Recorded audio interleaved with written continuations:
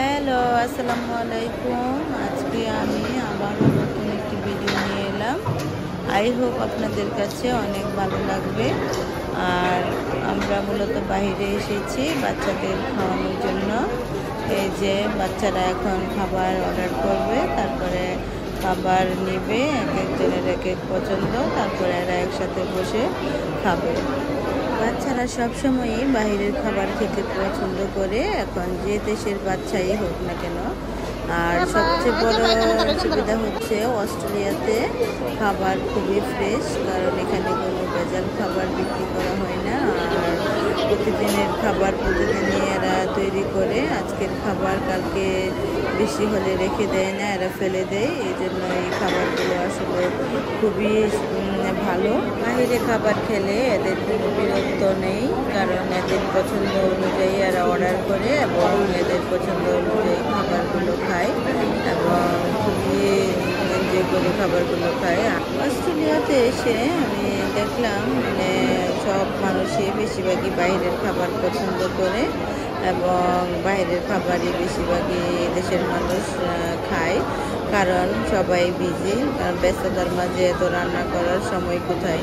এই জন্য সবসময় এরা বাইরে বেশি খাবার খায়।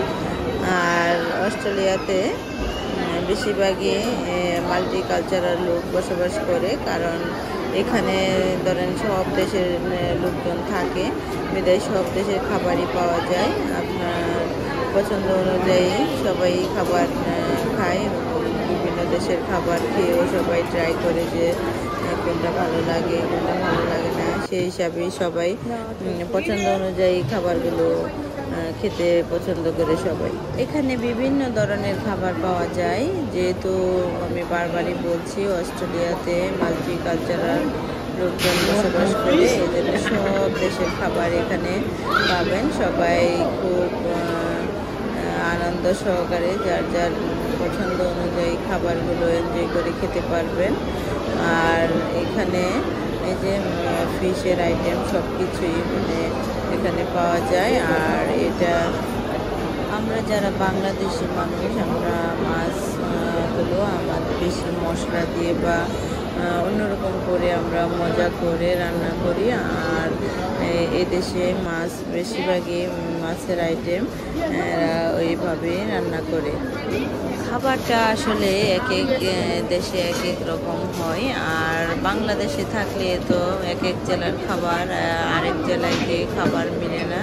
যেহেতু মিলে না, আমরা যারা বাংলাদেশি মানুষ এদেশে আসলেও বাংলা কালচারে কোনো খাবারই এখানে মিলবে না, যেহেতু দেশ অন্যরকম, ওয়েদার অন্যরকম, সব মিলে মানুষ ওই রকম করে রান্নাবান্না করে। আর যেহেতু যে কোনো সবজি, মাছ বা মাংস বাংলাদেশের মতো ওই রকম টেস্ট আসবে না, এটা এই দেশের মতো এই দেশের টেস্ট।